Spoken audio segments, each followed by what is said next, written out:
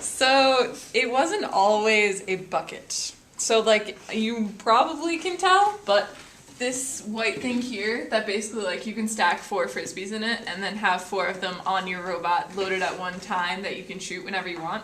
So comparison, it is in fact a bucket because we literally took some team somewhere had a bucket lying around and they discovered that frisbees and buckets are the same size. Well, it's really simple, but it wasn't always like this is the thing. This is a black sheep of life. This is like, so when we first started, we were like, we want to have really finite control over where the frisbees are in the robot because we were like, the programmers are going to want to know how many frisbees are in there. They're not going to want to rely on a human player telling them or guessing how many.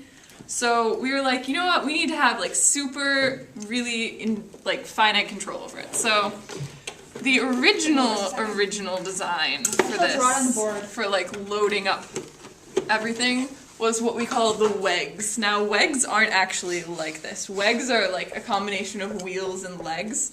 So they look like you've got a hub and then you've got like this.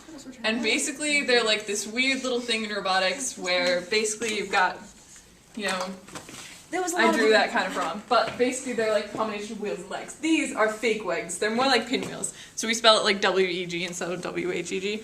But basically the idea was that we were going to have like a frisbee would be on the Whegs, and then when the Whegs rotated, we had servo motors on them, it would go down a level.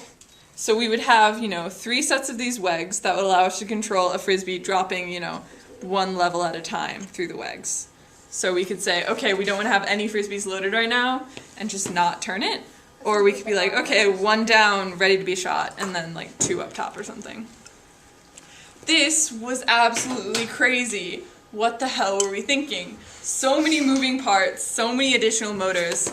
And all of it could have been simplified to having, you know, the top of a bucket attached onto the robot. A 20-minute trip to Home Depot, a $5 purchase, and like a pair of scissors. Mm-hmm. So like one of the most important design principles in FIRST is keep it simple. So Arcadia will say this to you all the time. K.I.S.S, which is like keep it simple, stupid. Or sweetie, depending or on sweetie, what or it's not like sweetie, be like stupid. Hey, Grace. It's like the main principle that that's what you're doing. And we did, like, if you're not thinking about it, you can end up doing this way overcomplicated design when really the solution you're looking for is super simple. So.